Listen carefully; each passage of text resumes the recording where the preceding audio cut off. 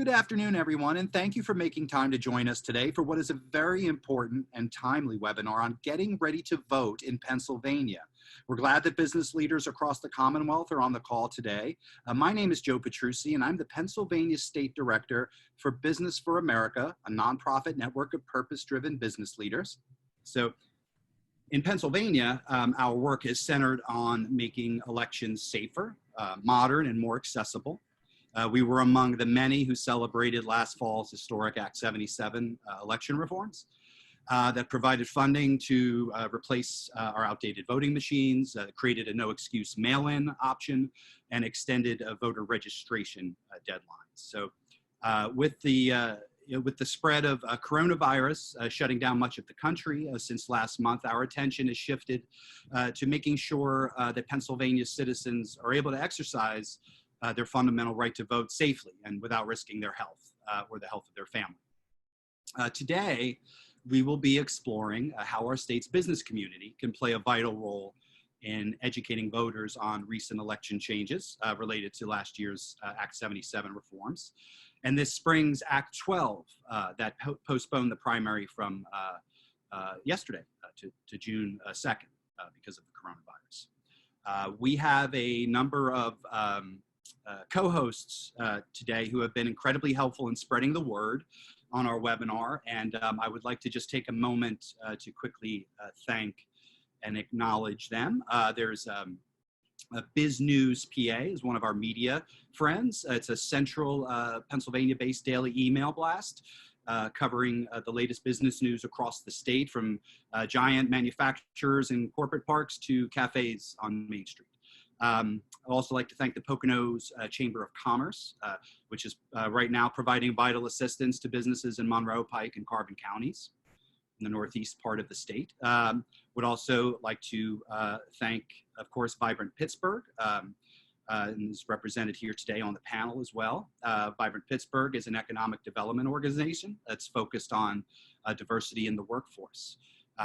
Would also like to acknowledge Jane. It's a company in Philadelphia, a technology company, that just yesterday announced a new telehealth job site that was written about in the Philadelphia Business Journal. I encourage everyone to check that out. It's a very exciting and innovative company.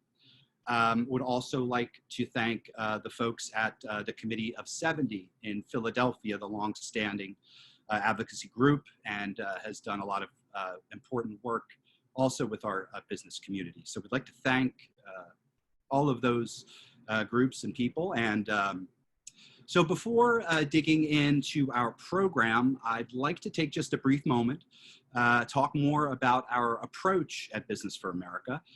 There is recent Harvard Business School research that we like to cite, identifying current hyperpartisanship and extreme polarization as the top barriers to political progress in the United States. So even for involved corporate citizens, achieving impact in areas of concern like healthcare or immigration or the environment, it becomes next to impossible when our democracy is not well functioning to achieve impact in those areas. So, you know, it's our belief that a robust economy needs healthy representative democracy, something we call corporate civic responsibility, and that is required to improve civic health.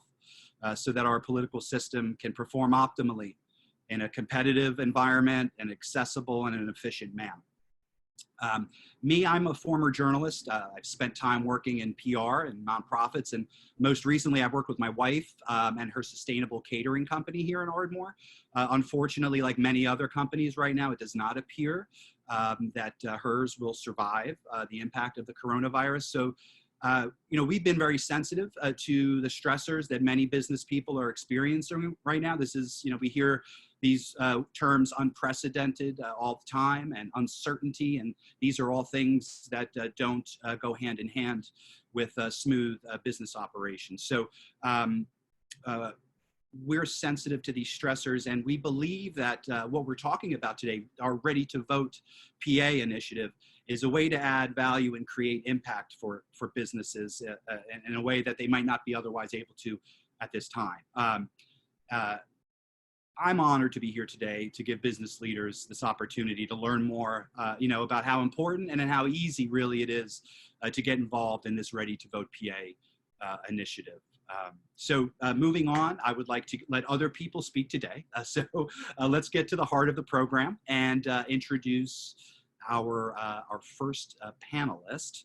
And we'd like to kick things off with Ray Murphy. Ray is the Deputy Director for Pennsylvania Voice, which provides support for 501c3s across the state, working on registering voters, communication with legislators, and increasing voter turnout to raise civic engagement among people of color, women, and youth specifically. So Ray, thank you for being here. And now you've been an important part of the political advocacy space in Pennsylvania for almost 2 decades, and would love to have you describe a little bit about what that road to Act 77 was like from an advocacy point of view, and how those priorities were sort of shaped over time. Sure. Pennsylvania's election code is still largely antiquated, but most of it was written in 1937. And so it had become obvious over the past few decades, especially as so many other states have worked to change their election system to allow for more convenient and accessible options. It was clear that Pennsylvania needed to follow suit. And so our coalition, which represents everybody from good government, civil rights groups, but also those who really just want to make sure that democracy is accessible to everybody, had long been advocating for some updates to our election system. We were proud and excited to win a change in 2015 when Pennsylvania implemented what has now become the most up-to-date and sophisticated voter registration system in the whole country. But we knew that we needed more. And so we began early on to have conversations with folks on both sides of the aisle about what kinds of changes were necessary, and voting by mail is really the one that rose to the top almost immediately. I'm actually just going to take a second and share a couple slides and show you a little bit more about where we come from. Our Act 77 passage really was a very intense year last year. We didn't have as a reputation as a state for making a lot of changes, but we think that through collaboration, we were able to make it happen. And that includes collaboration amongst legislators. There was a support from both House and Senate, Republican and Democratic leaders to make many of the changes that we're now going to see for the first time in June's primary election. We relied a lot on the folks who were most affected to tell the stories about why it made sense. And so that's why eventually other important players in the effort to pass Act 77 were also the people who run elections and the county electeds themselves, who are tasked with overseeing and making sure that there are fair elections for everyone in their county. We also pulled in some untraditional messengers, especially really emphasizing the fact that security is top of mind for most voters all across the country right now. They want to make sure that their ballot and their voter registration can happen in a manner that doesn't allow for any fraud or administrative problems that might not let their ballot be counted. And I think the one thing I really would just want to emphasize the most is that our coalition really sought to bring the perspective of voters. And so it's important to have worked in coalition, but election administrators are necessarily the most interested in making sure that election administration goes well. Folks who are providing the funding for it, like county commissioners, want to know that their dollars are being spent in a certain way. Voters have their own set of customer service needs and demands, and they want to make sure that they can go to the polling place or cast a ballot by mail, and that the process is efficient, that their ballot is counted, and that they have an opportunity to exercise their right. One of the things we did to make sure that our work was really in alignment with what voters wanted was we did some significant polling. Our most recent polling was conducted in September, which is about a month before Act 77 was passed. And what we found was that all across the political spectrum, there was really strong support for expanding access through mail ballot convenience. And I think it's important to note that this support was so across the board. It wasn't just Democrats, it wasn't just independents, and it wasn't just Republicans. No matter what your party, everyone wants to know that voting is something that they can rely on. It's almost like a utility. Even though it's a right, it's almost like a utility where folks want to know that no matter what the political winds are that are blowing, their vote gets counted, that there's a system in place to receive that vote, and that it's equal and accessible to everybody. So these numbers were exciting to us at the beginning of our campaign, and we pushed them the whole way because we knew that we were pushing for an issue that all Pennsylvanians wanted. I will say that as we look toward the future, one of the things we also found in that polling is there's also a desire for more updates, especially to the voter registration system, which can be cumbersome and frustrating and not as clear cut as it needs to be. The simplest solution is to make sure that you can register up until the day of the election to be a part of an election process. We're now looking our coalition members ahead at the June 2nd primary. It is the very first election Pennsylvania will ever have where mail ballot voting is an option. And we're looking ahead to sort of see how it's going to go in the primary. We were looking at the primary in the context of these new changes anyway. Obviously, with COVID-19 virus, the pressure is even higher. And so some of the specific things that we're going to really be looking into and possibly advocating for to make change in the general election are making sure that every voter has postage paid already on their ballots, so that they don't need to go to the post office and get a stamp in order to be able to vote. We also want to make sure that all voters are mailed an application for vote by mail for the general election. And then kind of in the context of COVID specifically, we're realizing that the consolidation and closing of some precinct places means we need a more orderly way to approach setting up in-person voting sites. And so as we look toward the fall, we're going to hope that the legislature takes action on establishing vote centers and curbside voting. And then obviously we need protection for voters and election workers alike who do end up needing to be at a polling place on election day, whether it's June or November. And that leads to, I think, the last thing, which is that we're all relying in large part for this election on the U.S. Postal Service, which, as we all know, is being targeted for some funding cuts. And so there's a possibility that a voter could do everything that they're supposed to do to return their ballot on time to be counted, and through no fault of their own, it might come late to the county election office. We hope that the legislature will contemplate some flexibility in thinking about ballot deadline returns so that no one's vote goes uncounted due to something that was beyond their control. But in short, a nonpartisan coalition that's focused on the good of all Pennsylvanians, specifically focusing on making sure we have fair and accessible and convenient and secure elections in the state, is an important role, and it's one that we think our coalition members played well and really helped to make Act 77 happen as a result.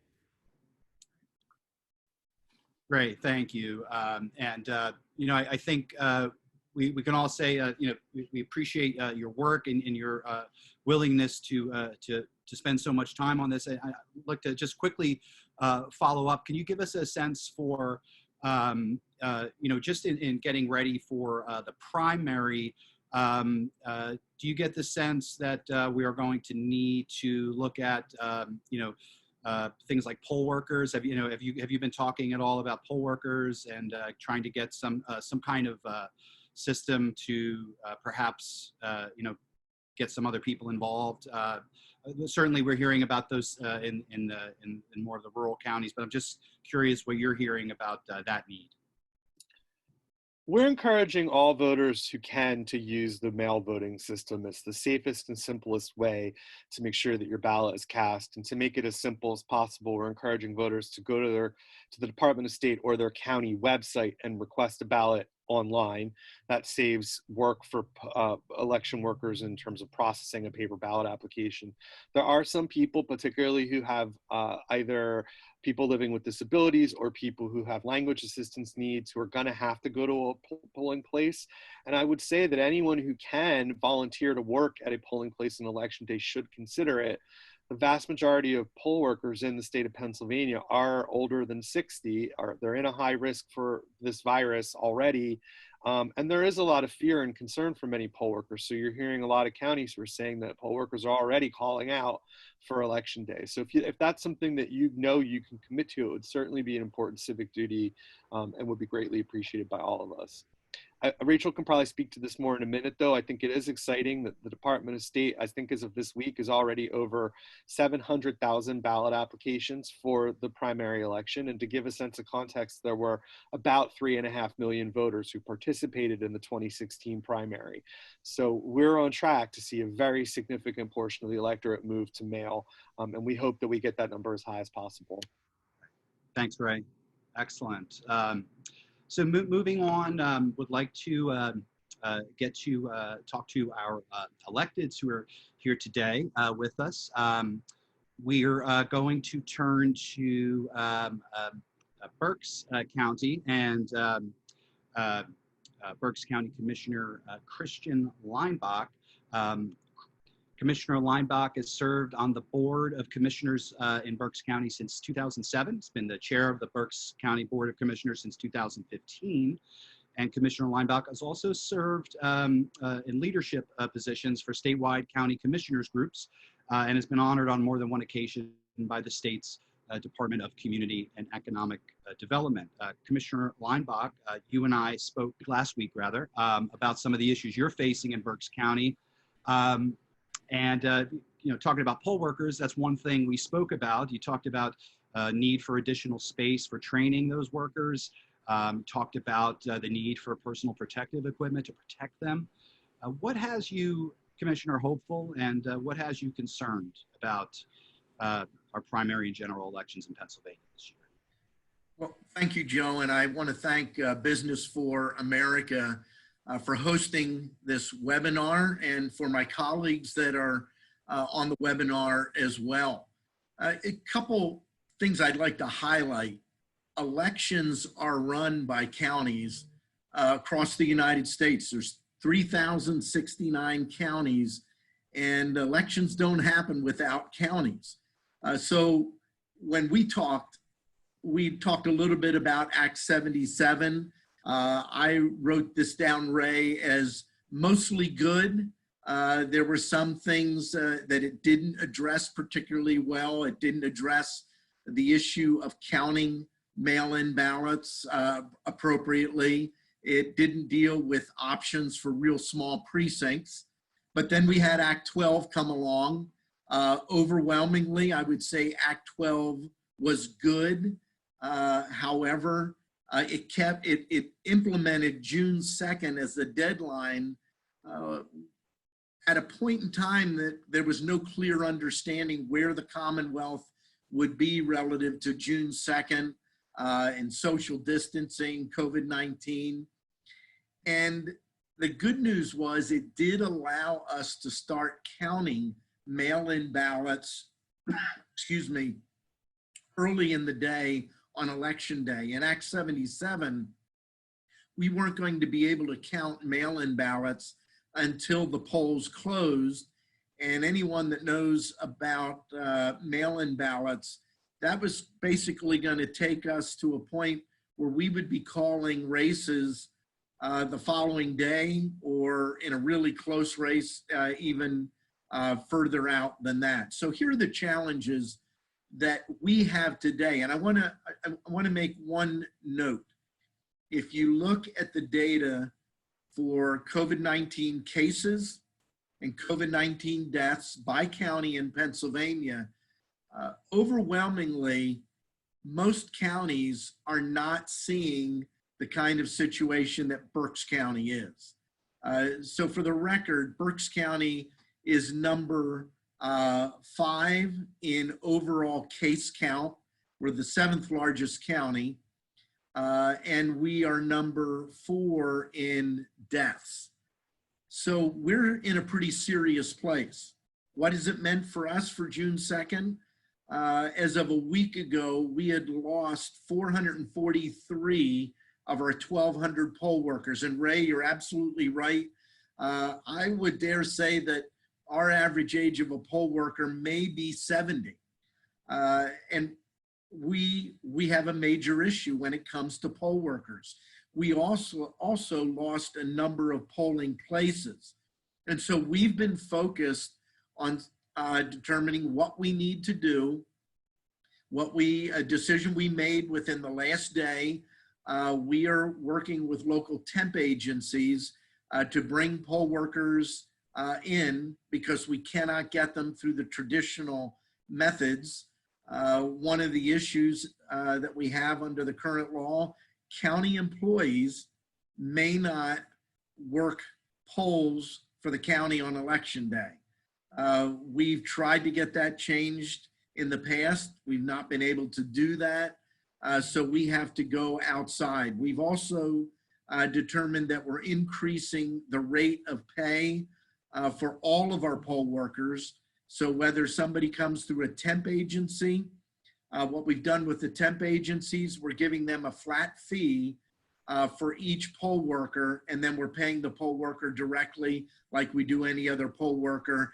And the number that we've settled on is $180. To put that in perspective, our general poll workers prior were paid $110 a day, our judge of elections $120, and our rovers were being paid $150. We also are working to find additional polling places. One of the solutions that we've adopted in Berks, we have a convention center, the Santander Arena, as a fairly large arena with multiple entrances. We're taking 4 different polling places here in the city of Reading and putting them in 4 corners of the arena. That way we're able to take one location, have 4 polling places. A number of the polling places we lost, understandably, were either nursing homes or long-term care facilities. And again, we're acquiring additional locations. Last week, we made decisions on purchasing PPE for our poll workers. And one of the challenges I shared with Joe, your poll workers, especially the people that manage the poll books, they're sitting down at a table and they have a book, and the book has the signatures of the voters on it. They cover the signature and push that forward to the voter, and the voter is standing up. With what we know about COVID-19, that makes for a very difficult situation if a voter, for instance, is COVID-19 positive and asymptomatic. They have no symptoms. They wouldn't even know. They're in essence breathing on top of the poll worker, and that can be happening throughout the day. So we are in the process of reconfiguring how our poll workers, especially the ones with the poll books, are positioned so that we're able to give them optimum protection. At the end of the day, our job isn't any different today under COVID-19 than it is under any other election. Our voters expect that our election process and election equipment is going to be secure. They believe very much so in the privacy of their ballot. So whether that ballot comes in as an absentee, as a mail-in ballot, or that is taking place at the polling place on election day, privacy is important. But probably the issue that we've not really had to be that concerned about is safety of staff and safety of voters, and that is a major issue. Our solution is we are pushing our voters to vote by mail. We think that that's the best solution. We had hoped that the Act 12 would have at least allowed counties with more serious COVID-19 issues to go to an all mail-in ballot election. That option was not provided. So we're doing everything we can advocate for our voters to vote by mail. We believe it's the safest way for our voters, and we believe it's safer for our poll workers. Commissioner Leinbach, also Act 12, allows, and you had mentioned this, allows for polling places to be moved as needed, and that's happening in Berks County. Yes, it is. Can you talk a little bit about how you're communicating those changes to voters? Is there a plan, or is that already sort of baked into how you're communicating with residents? When polling places are changed, as soon as that is finalized, every voter in that precinct will be notified by mail that that polling place has been changed. I can tell you from past experience that even though we've always done that, we still hear from people on election day who say, "Where's my poll? I've always voted here." They don't always catch that.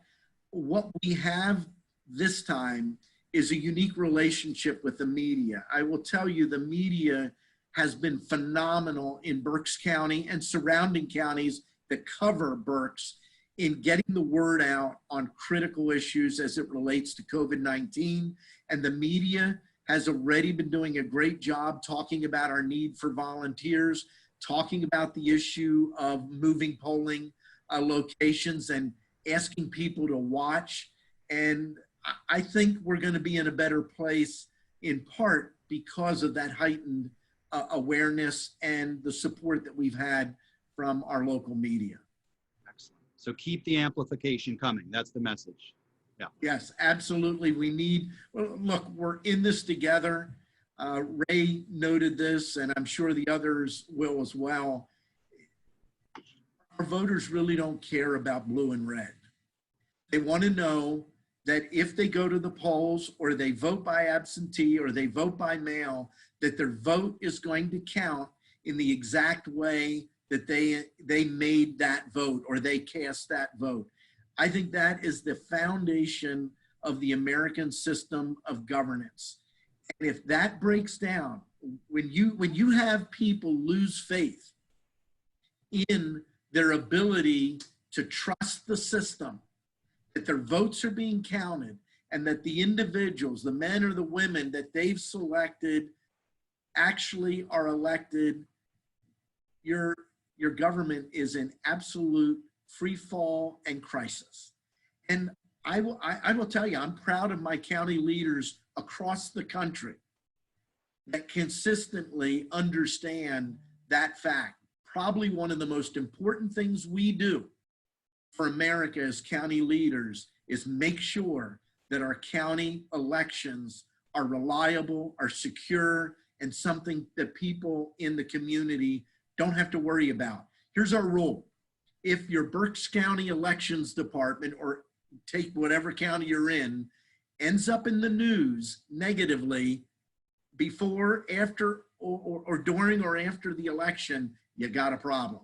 You don't want to be in the news. You want people to not even realize there's a Berks County Elections Department because things are so seamless and work so well.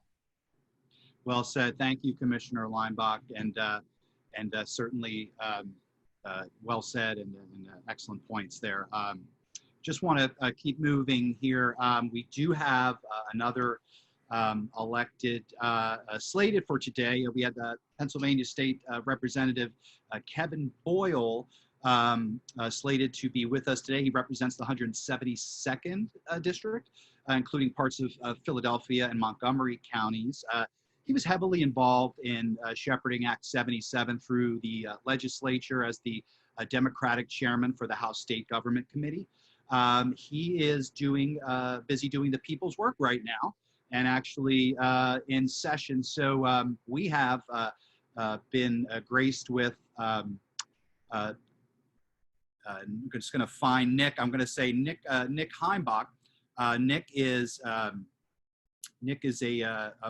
actually a former staffer of Representative Boyle's brother, Brendan, and has also been involved in the state government committee. And Nick is with us today for Representative Boyle. So Nick, thank you for getting the audible and getting on here with us. And certainly interested to hear a little bit about some of the concerns that that you're hearing out of Philadelphia and Montgomery counties. Is it echoing some of what you're hearing from Berks and elsewhere? Yeah, I mean, that does seem to be the consensus. Is the biggest concerns are just in getting poll workers, inside poll workers, to actually keep the polls, manned on election day. That bill we did pass does help consolidate some polling stations, but ultimately there's still an uncertainty whether we'll have enough staff to actually fully handle all of the polling stations required for a big place like Philadelphia, for example. Certainly, mail voting would help take a lot of that burden and stress off things, as would obviously an all-mail election. And even now under the law, we do believe the governor could call an all-mail vote for election day, but he is hoping, I think, that the legislature does so, and we have been pushing for that.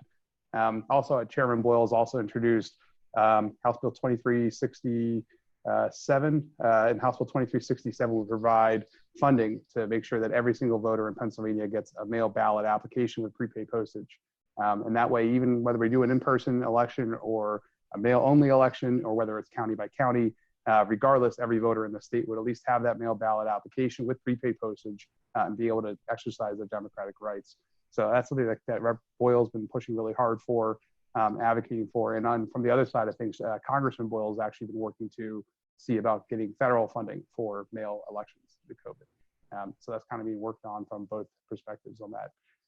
Mail elections are not a new concept. The U.S. military has been doing mail voting since the Civil War. We've been doing absentee ballot in Pennsylvania essentially forever. It's in our Constitution. And so this is not a new concept, but the fact that it is now open to everybody without an excuse is relatively new. And there will be, I'm sure, more volume for counties to process when it comes to mail ballots. But from the counties I've spoken to, county commissioners in Philadelphia and elsewhere, they seem confident that they'll be able to handle that volume. And the biggest concern seems to just be finding enough people to actually do an in-person election on June 2nd. So. Excellent. And Nick, in terms of how sort of these reforms have been communicated and how they're sort of trickling down to voters, do you get the sense, sort of how Commissioner Leinbach mentioned there, that communication is really important. Can you talk a little bit about maybe the need for some of these changes, and especially the more recent changes when dates and places start to move? Can you just talk a little bit about the importance of that kind of communication? Yeah, absolutely. I mean, look, our election code is really complicated. And whenever you change one date, every other date kind of has a knock-on effect and changes. When we changed June 2nd to be the election date, May 18th became the last day for voter registration, May 26th, the last day to get a mail-in ballot and apply for that. You have until June 2nd now at 8 p.m. to return that mail-in ballot. So, a bunch of dates do change whenever you do change that election date. And the more the public is aware that they can vote by mail, that this is a new option available to them. And the more that they know that, no, the election hasn't happened yet. Yes, there is still a primary on June 2nd. I know it's easy to lose sight of that during COVID. But, we're not going to completely cancel our Democratic primaries like New York did. People need to be aware that, the show is going to go on and that they can participate safely from the safety and security of their home by going online and applying for mail-in ballot or printing one off and mailing it into the county. And businesses and leaders can help them do that. While the law does not allow anybody but the voter themselves to return the actual mail-in ballot, the law does allow outside entities to help them get that mail-in ballot application or return the mail-in ballot application. So someone can help someone fill out the mail-in ballot application on the computer. They can provide the form, they can provide postage. They just can't help return the actual ballot that comes subsequently, since it is a two-step process and that ballot has to go from the voter to the county. So businesses, local leaders and community leaders can really help get the word out, both that June 2nd is still a go, that there is an election, and that this mail ballot option is there, is really easy to use through the new online website that's been set up for the Department of State. And it's something that would help reduce strain on poll workers and reduce the risk of infection on election day, regardless of what county you're in. So certainly education for voters is going to be incredibly important this election. Most of you will have gotten from the governor and from the Department of State something on this already in the mail, and I'm sure that won't be the last that we see. So, excellent, Nick. Thank you for making time and being here on such short notice. Please send our regards to Representative Chairman Boyle. Moving on to our next panelist. Is in Pittsburgh and has long been a force in southwestern PA for civic leadership and diversity and opportunities for women and youth. Sabrina Saunders Mosby is the CEO of Vibrant Pittsburgh, which is building a more diverse and inclusive Pittsburgh region by attracting, retaining, and elevating a diverse workforce. So Sabrina, thank you for being with us. In the last month or so, how have you seen coronavirus impact in the Pittsburgh region, people of color and immigrant community, the LGBTQ community, those with different physical abilities, and how has it changed your work? So thank you again for inviting me to participate, and we are excited to be a part of supporting this effort. What I will say is that a number of things are happening that would represent what we've seen historically.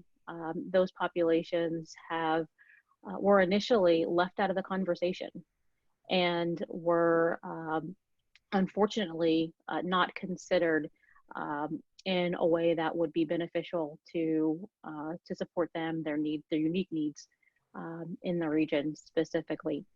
It wasn't until we started to see reports come in from and statistical evidence from other states related to the impact of the virus on communities of color specifically, that more of our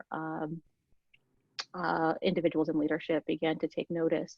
Not that the social and economical challenges related to COVID were not being considered, but I would say race and ethnicity was initially ignored. I'm proud to say that there are a number of efforts that are in place currently, not just to engage the voice of our diverse populations, but to consider the needs. One specific component of this has been the financial support that must be provided to small businesses. And I will say that a number of organizations, businesses that would have been eligible to receive relief through a PPP loan, for instance, were not awarded in the first round and are struggling significantly. We are seeing a number of our members. Vibrant Pittsburgh is a membership organization. We engage about 2,500 diverse job seekers and 1,700 newcomers to the region. And when I think about the members that we have in our organization, from small business to larger corporations, we've seen thousands of furloughs and layoffs occur. And as you can imagine, depending on the level of work, those kinds of activities can impact individuals much more broadly. And so it's certainly hitting home for Vibrant Pittsburgh. We've had to pivot, obviously, like many of you. I'm working remotely. I think this is our 7th or 8th week in remote work. And so trying to work to keep diversity, equity, and inclusion first and foremost at the top of the priority list for our members as they consider a number of other priorities at this time. I mean, as I mentioned, the number of furloughs that we've seen and layoffs just in this particular region for our membership the membership organizations that we represent has been significant. And so we know that everyone is feeling this across the board and trying to navigate during this uncertain time.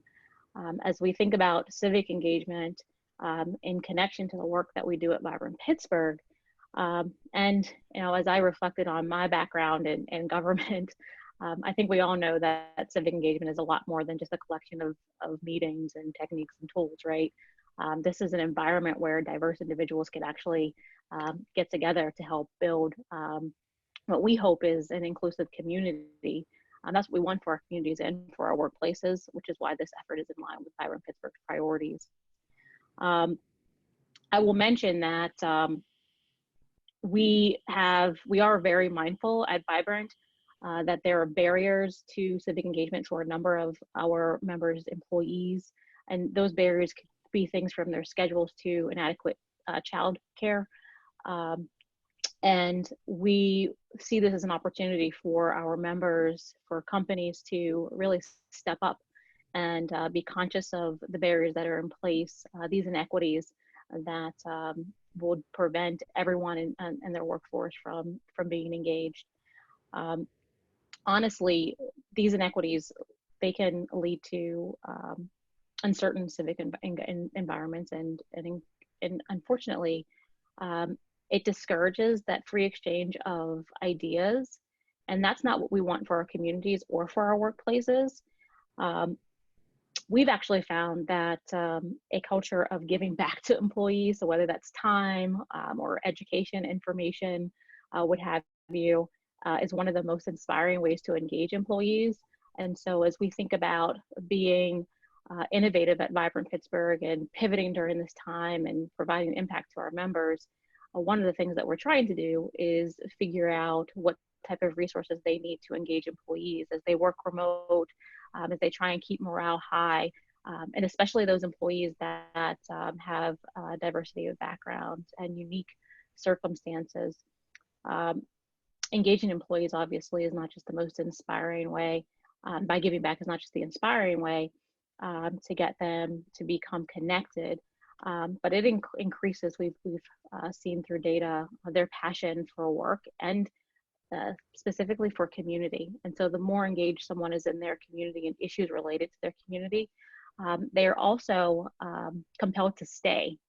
And so companies that are concerned about retaining employees, whether it's after we begin to bring people back to work or have historically had those retention issues, being able to advocate and to show their support for civic engagement is a way to give back to their employees and create a space for them to become ingrained in community. And it doesn't matter how we actually vote, right? Being connected to issues that matter to them, and employers showing their support for those kinds of things is important to stay connected, especially in these uncertain times. So many companies are struggling, obviously, we know, in the midst of COVID-19, and their priorities are either changing or they're trying to examine their priorities. So making sure that this is front and center, that this work and this opportunity is front and center may prove itself to be challenging, but we'll continue to push out the information and the opportunity. And hopefully, again, regardless of how we vote, our companies will want to jump on board to advocate and educate for civic engagement widely with their employees. We are really proud to support this effort because we want Vibrant Pittsburgh members to be leaders spearheading inclusion, and this initiative is directly in line with that work that we do. So really excited to be a part. Thank you, Sabrina. Well said. And, talking about, being ingrained in a community. And I think that's, incredibly important work that you're doing in Pittsburgh that's needed. And, that's certainly setting the stage for, I think, what we're all going to be working on over the course of the next, 6-7 months here into the election, the general election. So thank you for your support and for making these connections in very impactful ways for all of us and all of your hard work. Moving on, in the interest of time, we do have our final panelist today, and she is someone who has been a part of our webinars before, and that's Rachel Boss, the Community Impact Manager for the Pennsylvania Department of State. And Rachel's been very generous with her time in helping communicate these changes to the public, and she has also played a role in how these changes are implemented, particularly in light of the coronavirus. So Rachel, thank you for joining us again. Could you please talk about how the Department of State has been working and listening to advocacy groups in counties across the state to start operationalizing Act 77 and 12? Absolutely. And thank you, Joe and Sarah and Business for America for your partnership in helping to really talk about how these changes are impacting voters in Pennsylvania and what businesses and business leaders can do to engage with voters through either their employees or perhaps customers and their communities to make sure that people are getting the vital information that they need in order to access and participate in elections. So I wanted to talk a little bit about how important some of these changes are for elections in Pennsylvania. We've talked about how Ray mentioned how the Act 77 reforms and followed up by the Act 12 legislation that passed this year have been historic. The biggest changes to election law in over 80 years in Pennsylvania. And so that was already going to be a huge change and adjustment and a much needed change. And I think now that we're experiencing this public health crisis, it just kind of goes to show immediately how important having these different ways to access elections is. We couldn't have predicted what was going to happen in 2020, and the change came just in time as we're looking to other states that are now scrambling to try to update some of their elections practices to allow for mail-in voting. I wish that we had had a practice run before needing the reform to such a high degree now. But it's, I think because we started to implement the Act 77 reforms, which were passed in October of last year, we at least, have a little bit of that head start on being able to respond to such a high demand and need for the voting by mail. Rachel, why did the department feel like Ready to Vote was important to amplify in such a coordinated way, even before COVID-19? Can you share with us sort of the strategy there in making sure that Pennsylvanians are informed? Absolutely. So our Ready to Vote campaign actually started even before Act 77 was passed, because Pennsylvania counties have all transitioned to new voting systems, and the Department of State wanted to play an active role in making sure voters knew what to expect when they go to the polling place to use the new voting systems. And then with the passage of Act 77, we had to quickly adapt what we were doing to make sure that voters also knew the other ways that elections would be different this year.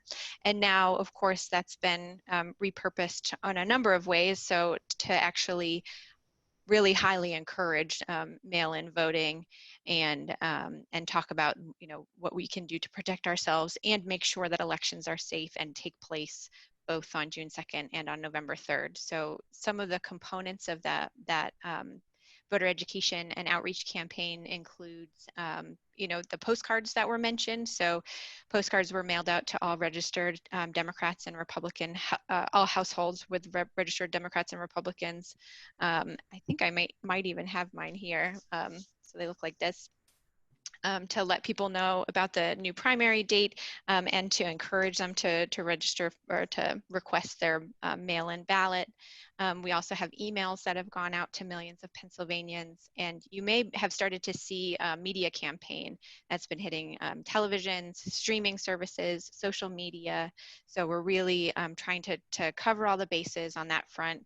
And we also will be starting a series of webinars in the coming weeks too. So I will be sure to share those as well with through our Business for America contacts. And the kind of final component of that is working with our trusted partners.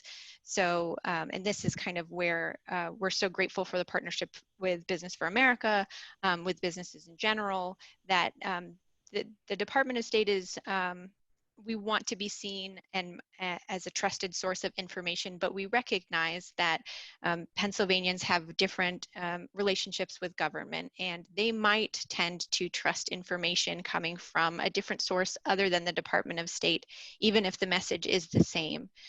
So one example of our partnerships, actually we just had a call earlier today that we're exploring, is like working with the United Way to reach their volunteers and service providers and the folks who contact them looking for services through their 211 line. So we may be able to include some messaging there because we know there's so much need right now and people that are in need of services that perhaps when they're on hold, when they call 211, they can hear about election updates. So I think we are open to exploring those kinds of partnerships and those kinds of innovative ways to reach voters in non-traditional ways, in addition to the traditional ways that we're certainly exploring.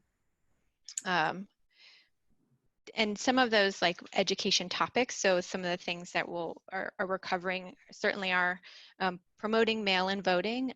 As others have mentioned on the call, it's really the safest way in terms of public health, to make sure that people are, keeping themselves healthy, keeping our poll workers healthy, is to vote from the comfort and safety of home. So we are trying to share with people how you apply. So the various ways that you can apply to vote by mail-in ballot or absentee ballot, and then what to expect when you receive your ballot. And I can, if it's all right, I can just share really quickly. I have it up on my screen. Let's see which window I have. So I have on this screen is actually the application. This is the beta site, but you can see it's really pretty easy to navigate. So it will tell you when you're in the application, which you can access on our website at votespa.com, and click on, apply for a mail-in or absentee ballot. It tells you, if you're, which ballot you should apply for. So if you're not absent from your municipality, basically if you don't qualify for an absentee ballot, it would direct you to the mail-in application. And once you get into the application, it's kind of, we kind of used that like TurboTax model where you would see running along the side, once it loads here, that step-by-step where in the application you are, and it's really great and user-friendly to navigate. So you see the blue bar is that indicates what page I'm on, and as you go through it, it turns green and a check mark appears. So I just wanted to share that that's one great tool that we have. Other folks have talked about service as a poll worker. So I did also want to mention, also on that Votes PA website, actually if you were to type in votespa.com/get-involved, it will take you to this page about serving as a poll worker in Pennsylvania. So for voters who are, in good health and are interested in service, there is a form, a centralized form that you can use anywhere in Pennsylvania. Submit your information through the Department of State website, and it will direct the information directly to the county, and they will receive an email and be able to follow up with the person who's interested. If promoting that opportunity to serve as a poll worker is something you're interested in exploring, we do have a toolkit here. So it has some graphics and things like that. This one is like an example of a Spanish language graphic. And you'll see on the form too, when you actually click on the poll worker interest form, you enter your information here, and you're also able to say if you're able to assist voters in another language, or if you have experience such as serving people with disabilities, because we know that the voters who may be in the most need of actually going to a polling place on election day rather than requesting a mail ballot may be those who need assistance in voting. So getting access to poll workers who maybe have those skills to serve those communities is also a need that exists. Excellent. Rachel, thank you so much. As usual, really helpful and vital and timely information. Quickly, I know we're getting close to our hour mark, but I'd like to take a moment to just talk a little bit more about Rachel's work with the Department of State and how we've rolled that into our Ready to Vote PA toolkit that's designed specifically for PA businesses. So, based on our recent outreach to business leaders, it is clear that companies are communicating with their employees more than they ever have because of the coronavirus. There's a constant flow of logistics, safety, health information that includes valuable resources, and we see this Ready to Vote PA toolkit as just another vital resource in this stream. So, we've packaged the graphics and social media posts that have been created by the Department of State into an easily digestible toolkit for Pennsylvania companies of any size. the idea is that they will plug these assets into their existing communication channels, social media, email, their website, their newsletter. There's an updated suggested timeline of these posts and when this information should move based on where we are in the election cycle. The idea really is, to get into get this work into operationalizing within businesses, and they should feel empowered to develop this sort of different kind of corporate interest in politics. And it's not about which candidate or party is correct. It's about protecting our civic health, especially as our public health is compromised. So no Pennsylvania worker should have to sacrifice their health to exercise their fundamental right to vote. This is something I think we can all agree on, and that's why we're going to be reaching out to all of you next week with a link to this Ready to Vote PA toolkit. We'll ask you to download it, start operationalizing it as soon as possible to make sure your workers are registered and able to vote safely in the June 2nd primary to start. We also hope that you'll share this with other like-minded companies and business leaders across the Commonwealth. Of course, please reach out if you think having Business for America create a similar program today for your community or your industry. As we're now working with several groups across the state, from chambers of commerce to ethnic business groups to other industry groups, to target this messaging specifically for them. So in closing, it looks like we don't have, it seems like we've had a couple of questions that have been answered already regarding mail-in voting. So thank you, Nick and Commissioner Leinbach. Just in closing, we're really grateful for your support and your assistance in spreading the word on our work. It really is truly a collective effort, and I certainly feel fortunate that we have such knowledgeable and passionate stewards of our civic health involved today in going forward. So, just thank you, and stay safe and healthy, and I do look forward to connecting with you on this again soon. So thank you again for participating today, and please be in touch with any other questions or ideas for us. Ready to Vote PA. Thank you. Take care.